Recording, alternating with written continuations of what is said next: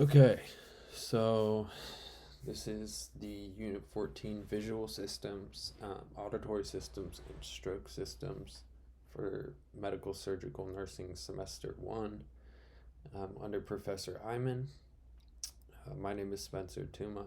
I'm a first semester nursing student, and let's dive into some of this stuff here.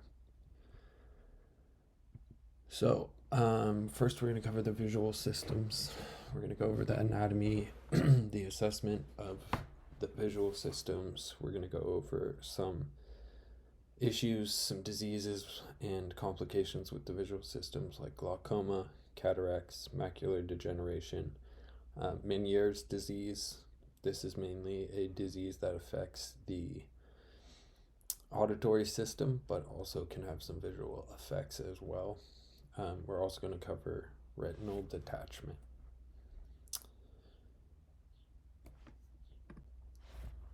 Okay, I think this is working. Trying to figure out the technological sides here.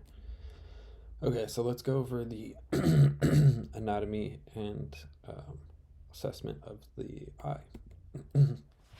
So there's two chambers of the eye, the front anterior chamber, which supplies the lens, which you can see here is this opaque color in the middle.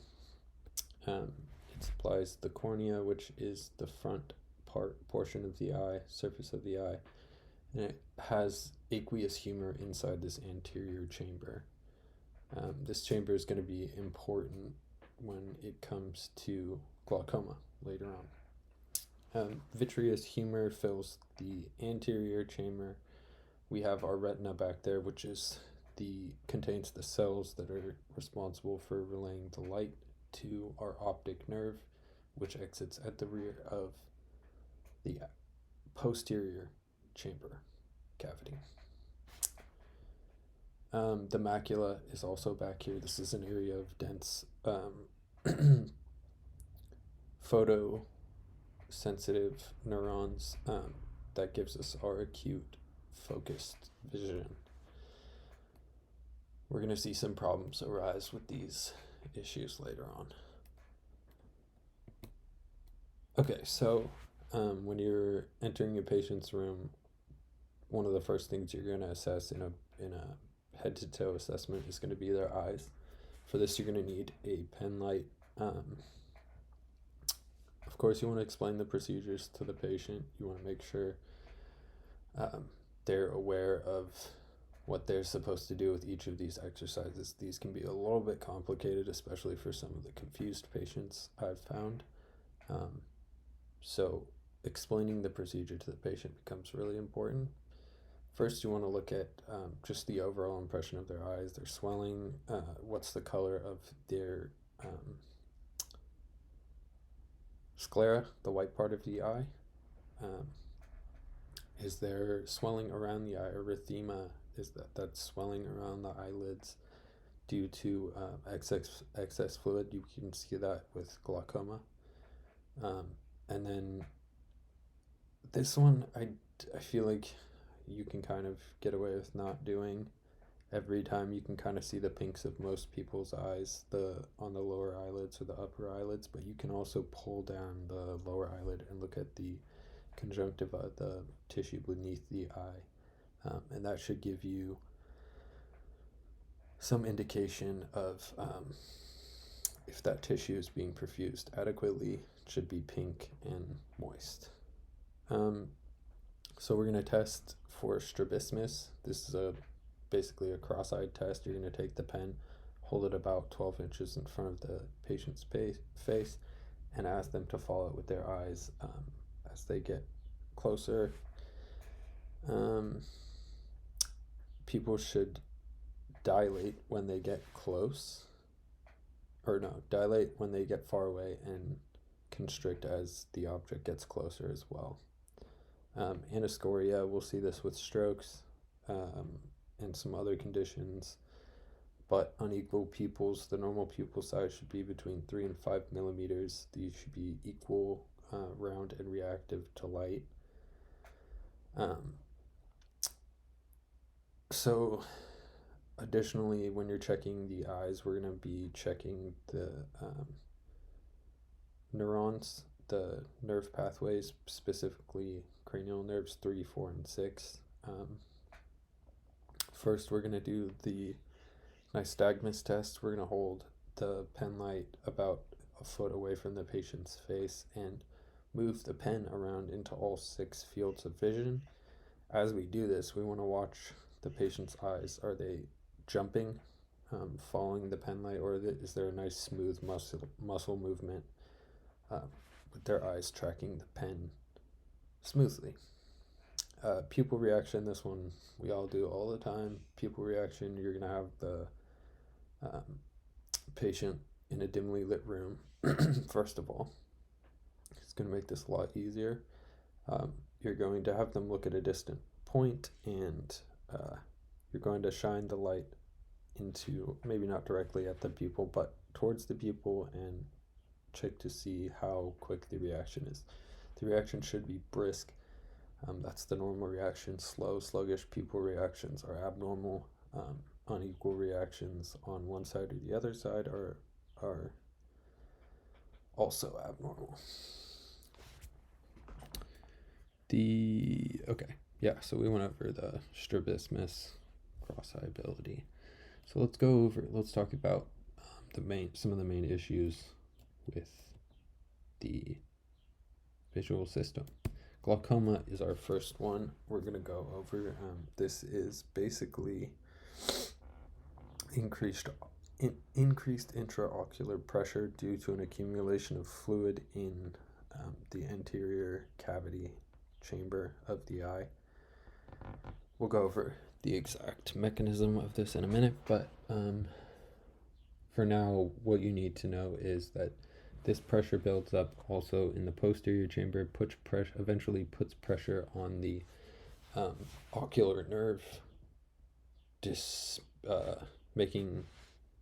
causing disturbances to the visual field, blindness in extreme cases. There's 2 kinds, primary open angle and primary closed angle glaucoma. Again, we'll go over these in a little more detail in a minute. The normal intraocular pressure for the eye is about 10 to 21 milligrams of mercury. Anything above this is considered related to glaucoma. Open angle tends to be the most common and more subtle signs and symptoms. It has a lower raised intraocular pressure. Closed angle will have a higher intraocular pressure. But we'll go over this in a minute too. Glaucoma occurs due to a variety of factors. Age is one of them. It can cause anywhere from just slight visual disturbances all the way up to permanent blindness.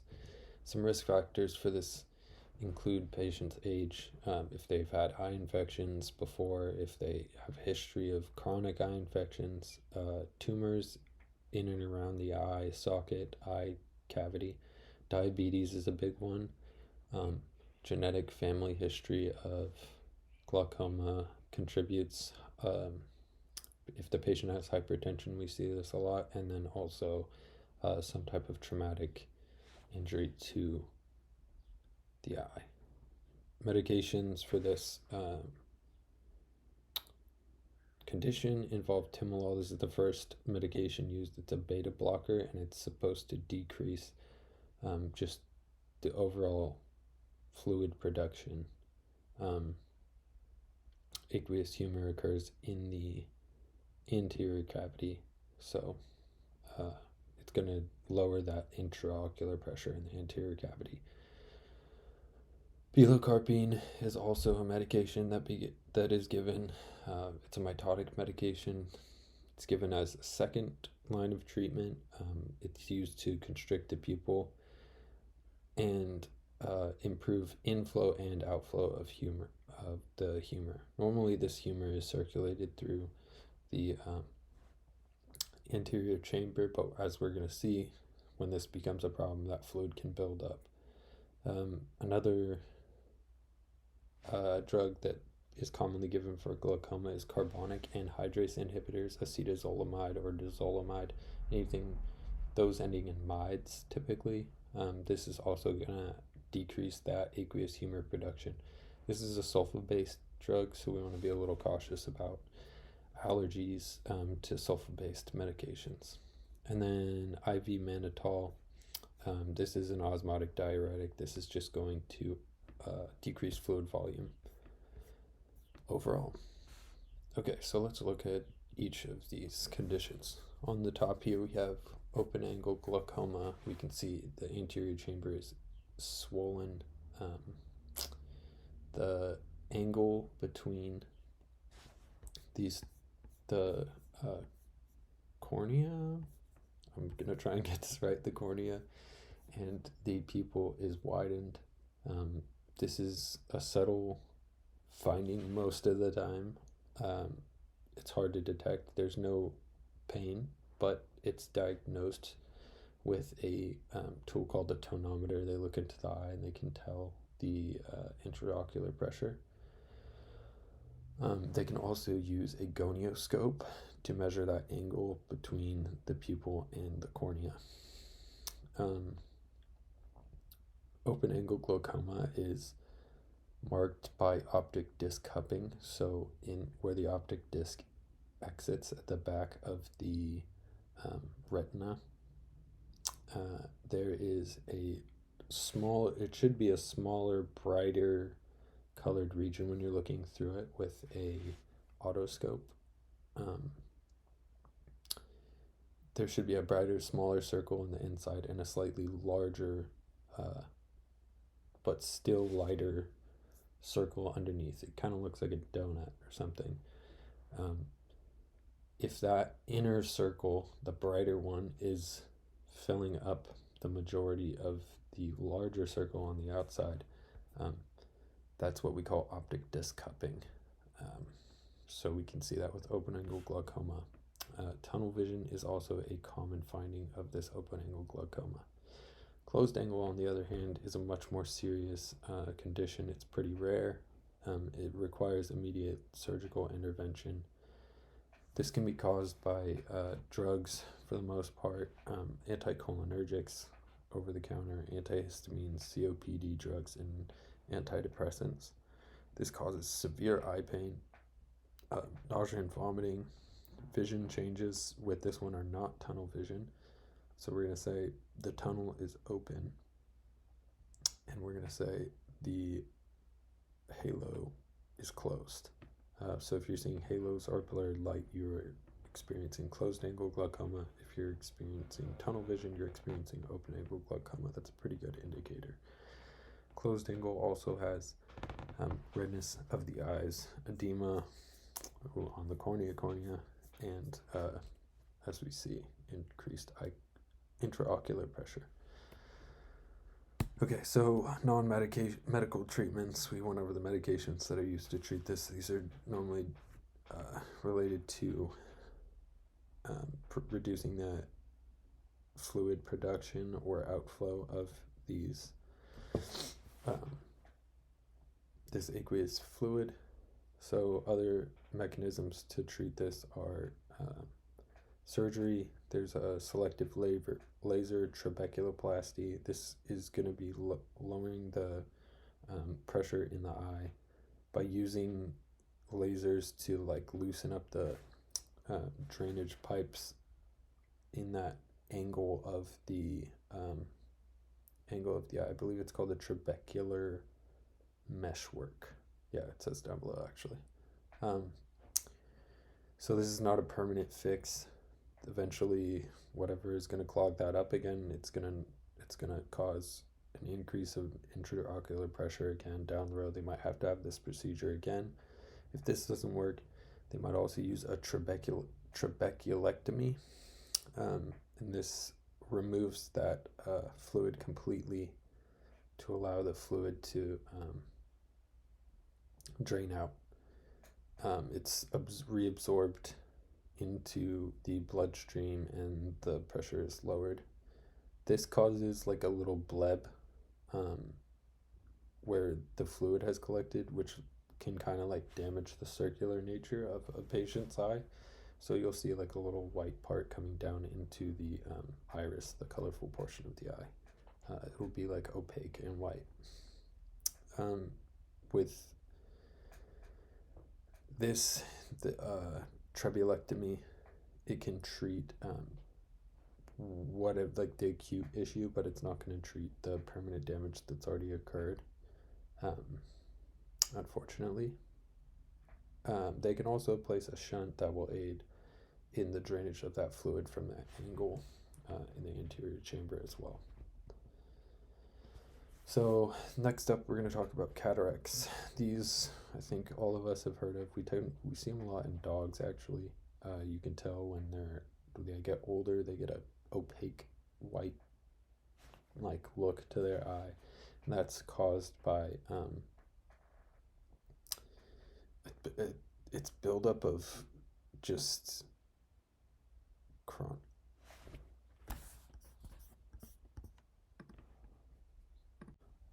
So with cataracts, the accumulation of proteins in that lens causes a cloudy lens, which decreases the visual acuity and other items. So this can be caused by age, trauma to the eye, diabetes is a common one, chronic light exposure.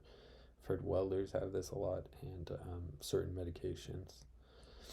Some signs and symptoms of this are going to be diplopia. That's a big one. So you're going to see double vision. You're going to lose that visual acuity. Things are going to be less clear. You might have some decreased ability to perceive color. It's just less light getting back to that retina so you can see. So night vision is going to be harder. Anything with low light conditions, reading, those types of things. And you're going to see that visual opacity. You're going to look into the eye and it's going to be cloudy and white. Typically, we see this with a visit to the optometrist. We might give the patient an anticholinergic eye drop that dilates that pupil for an extended period of time. It's called mydriasis, or it might relax the other muscles of the eye, the cyclopedia. And this will allow the physician to look into that eye and diagnose exactly what's going wrong. Is it a problem with macular degeneration? Is it actually a problem with that lens? What is the clarity of that lens is what they're going to be assessing. So cataract surgery is the removal and replacement of that lens. We're going to administer that atropine eye drops that's going to dilate the pupil. We might give the patient some NSAIDs. We might give them topical antibiotics to prevent infection after the procedure, maybe in eye drop form. And we want to teach them about how to care for this eye at home. Afterwards, we're going to send them home probably with some antibiotics, some type of anti-inflammatory agent, some painkiller, and maybe an eye patch or eye shield. So we don't want to damage their eyes. After the procedure, you always see those people with the little fold-up sunglasses that prevent too much light from getting into those dilated pupils. So some education after cataract surgery would be to wear sunglasses outside in bright areas. Your retina might have problems adjusting to the increased amount of light after. You want to report any infection of the eye, drainage, signs of infection, pain, fever, those types of things. So this is a big one. You want to avoid anything that's going to raise that intraocular pressure. You think about it in terms of glaucoma normally, but because you're going surgically into the eye, you want to avoid activities like bending, sneezing, coughing, straining, head hyperflexion, so looking up too far. Sex is even one, and you do not want to get water in that eye. This is a surgery, you're going into the body. There's risk of infection. One thing you want to educate the patient on is that they should not see vision effects, the best vision effects, for about 4 to 6 weeks after they get this cataract surgery done. Okay, so next up, age-related macular degeneration. This is just good old plain blindness, vision loss. This is mainly age related. It can also be increased by a history of um, genetic age related macular degeneration. You'll see families that wear glasses often all wear glasses. Families that don't often don't need glasses. Hypertension can cause this. Being female, smoking, lack of keratin and vitamin E can also cause age-related macular degeneration. You always hear vitamin E associated with the eyes, right? Signs and symptoms would be lack of depth perception, blurred vision, loss of central vision, scotomas, and blindness. So let's look at this chart on the side. This is called an Amsler grid. It's used to diagnose age-related macular degeneration. So normally, the most normal one would be the second row furthest on the right. You see a little gray spot in the bottom left of that central dot there, but for the most part, you don't see any distortion of the lines going up and down. These are just types of different things that somebody experiencing age-related macular degeneration may see. So you're going to see those blind spots over there. You're going to see blurred vision. You can still kind of see the lines in the bottom left. And then just complete blind spots in certain areas. Next up, we have retinal detachment. This is where fluid accumulates between a retina and the underlying epithelium. Typically, those two tissue layers are connected, but when they separate, fluid can accumulate between the layers. Sometimes you see this with those little snake-like floater, wormy-looking things in your eyes. That's a typical sign and symptom of this retinal detachment. It can rupture the tissue completely, requiring urgent intervention to save that patient's vision. Some risk factors for this would be age, severe myopia, which we'll go over in just a minute, eye trauma, cataract surgery, and then that genetic risk as well.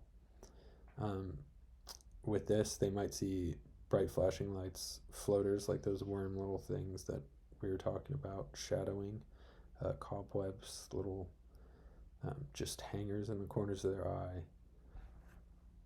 And it might affect their peripheral vision, giving a curtain effect to the sides of their vision.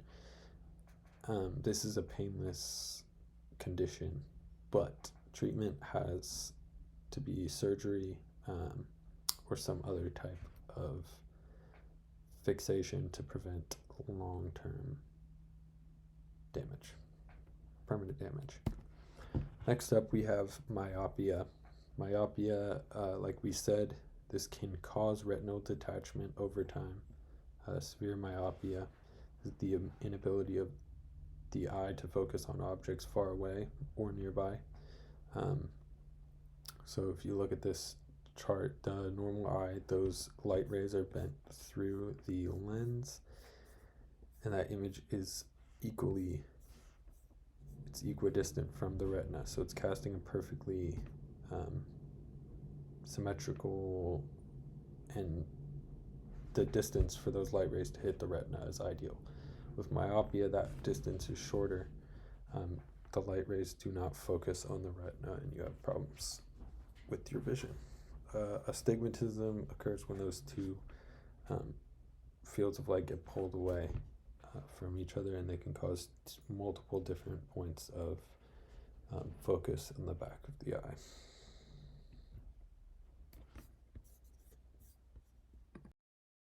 Okay, so the auditory system. This is also a part of Module 14. We went over this a couple weeks ago. Let's start off. We'll just go through some of the anatomy here. So you have your outer ear. This consists of the auricle. It directs sound into this ear canal, which hits your tympanic membrane here in the middle ear. This is the defining line of the middle ear. This transfers to these, the three hammer, the hammer, anvil, all that stuff. and transmits the impulse of sound to your vestibular nerve where you can hear. You also have these inner ear processes, the semicircular canals that have to do with balance, and then this is your cochlea that has to do with hearing. We'll talk a little bit about these cochlear implants over here later on and what they do. So there's two main types of hearing loss. We have sensory neural hearing loss, where there's a problem with the inner ear here. That's where we'll see those cochlear implants come into play. But there's also conductive hearing loss due to other issues. So let's go over those. So hearing loss, this typically, if it's sensory neural, has to deal with the cranial nerve 8. This damage can occur from age, workplace, loud noises, jackhammering ear often, just loud noises in general, listening to music too often, as we do all the time, or I do as I play drums. Yeah, so that's the first type of um, hearing loss. Conductive hearing loss, on the other hand, has to do with otitis media, arteriosclerosis, or a foreign body obstruction. This also can occur from just loud noise exposure. Serum impaction, that would be the fluid impaction, narrowing of external auditory canals due to buildup of wax or foreign body obstruction. Autosclerosis, that's going to be calcification and inflammation of these bones over here that conduct the sound waves. And then there's some other age-related stuff too. Your tympanic membrane becomes thickened, your sensory hairs become less sensitive, and the bones, as we talked about, don't quite move as much. So the sound here, this image kind of can help us diagnose where the problem is occurring in the stages of age. If we look at the top, so conductive hearing loss, maybe it has to do with some foreign body obstruction in the external canal, or some inability to conduct the sound waves through the tympanic membrane across those three little bones in our middle ear and to the cochlea. And so up until the cochlea, actually, that would be problems with our conductive hearing loss. How is the sound getting there? Once the sound has been conducted to the nerve, that's when we find sensory neural hearing loss, and this can be due to those variety of issues, aging. It can be a condition the patient is born with, that type of thing. So some interventions for hearing loss, some things we need to be concerned about as nurses, hearing aids. We're communicating with the patient who uses hearing aids. Are these aids in? Are they working? Do they have battery? These need to be careful. They're very expensive. They need to be stored in typically I see them stored in the denture cups the hospital has. I've seen sign language used to communicate with the patient. This can be used with one of those iPad interpreters, or you can have a family member. I know we're not supposed to transmit medical information, but for just basic communication, a family member may know how to communicate. Some patients may have a cochlear implant. We'll go over that again in a minute, why they might have that. So some things we need to do to interact with our patient is we should get their attention before we talk to them. Make sure that their eyes are tracking us, that type of thing. We want to face the patient, so our body language, our nonverbal cues are in full view of the patient. They can fully absorb the information coming from our nonverbal sources.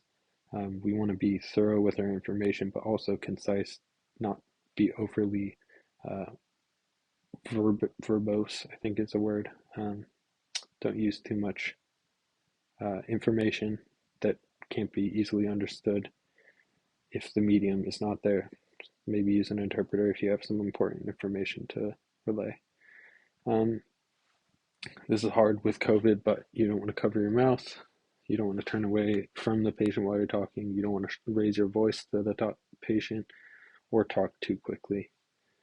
Um, there's some things that we can also do to communicate with our patient. There's a message board. This allows the patient to write maybe on a whiteboard. Um, they might be able to point at a certain um, indication of their pain level on a chart. I forget the name of that chart, but um, we want to make it as easy for these patients as possible. We want to avoid giving them the autotoxic substances. These can be they can exacerbate their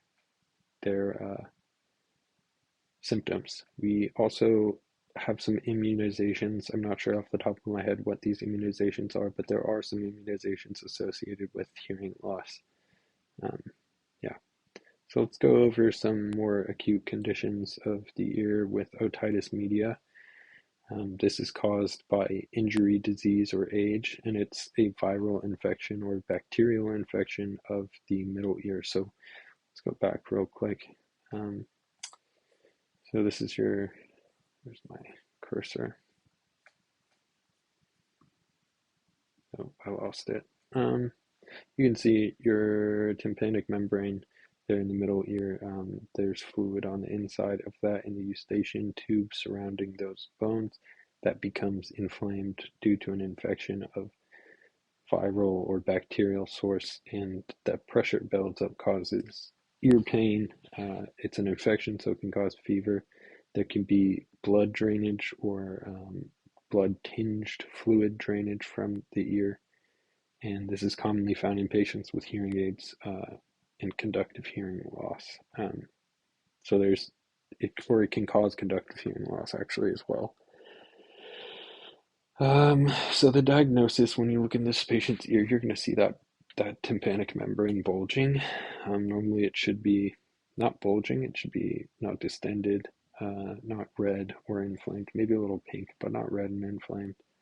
Um, and this condition can also cause labyrinthitis, which we're going to talk about in a minute.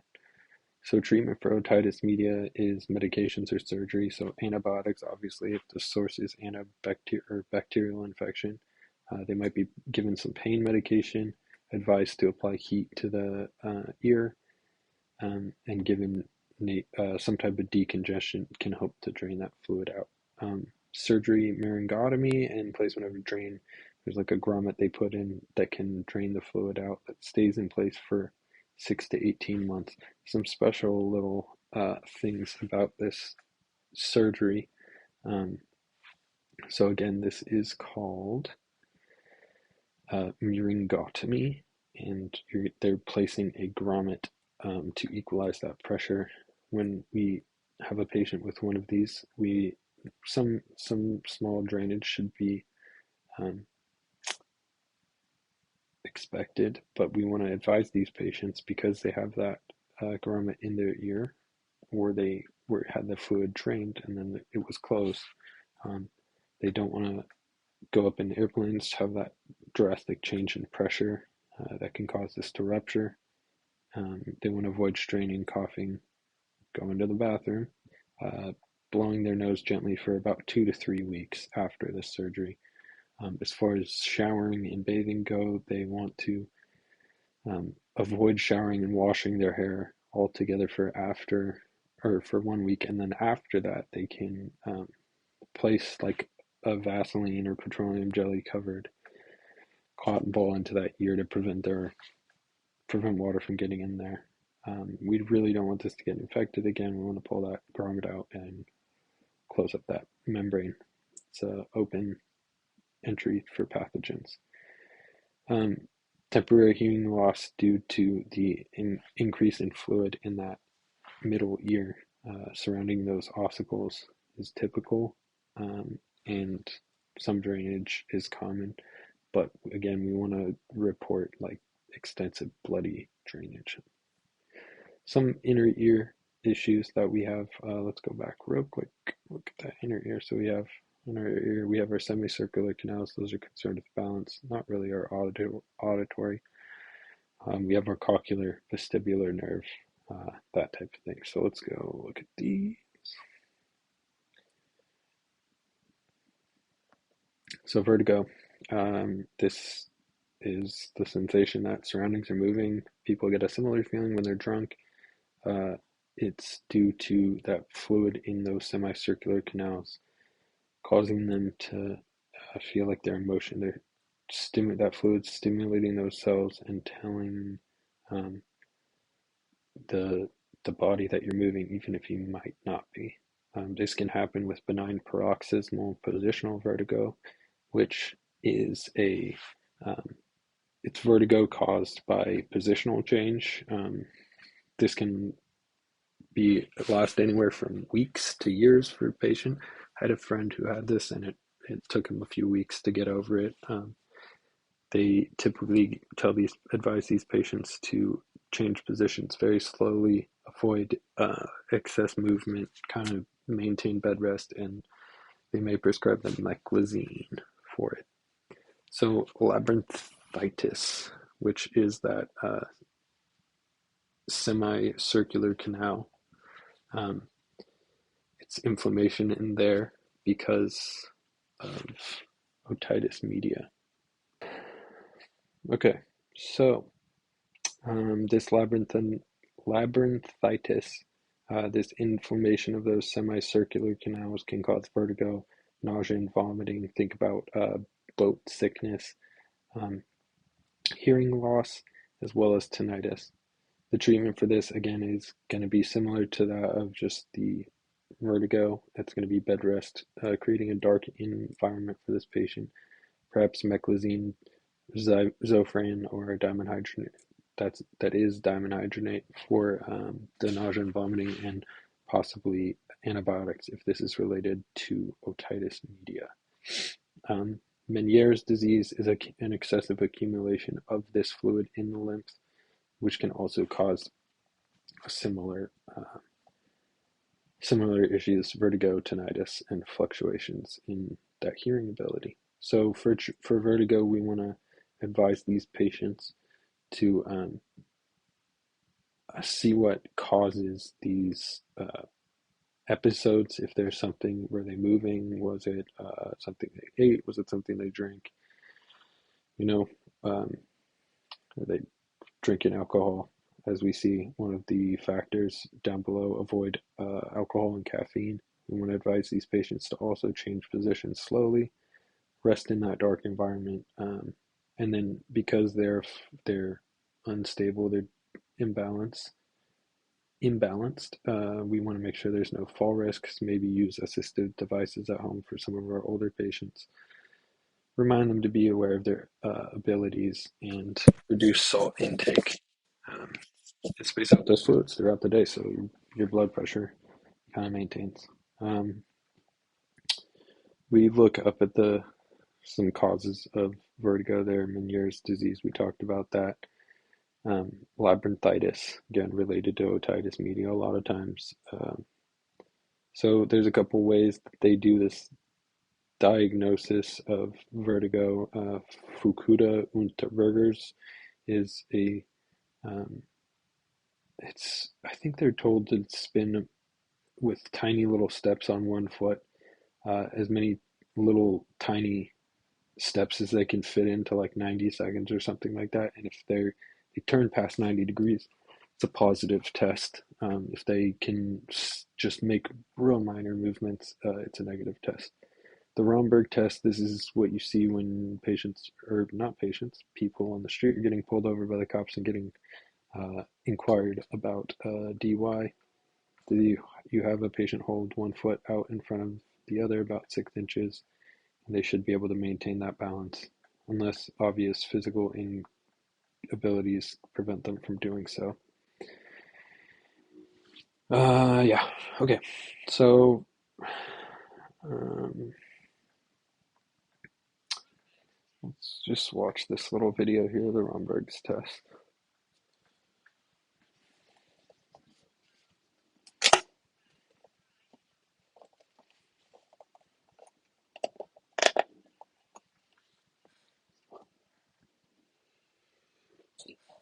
Mm. I don't know if the sound is coming through here. Let me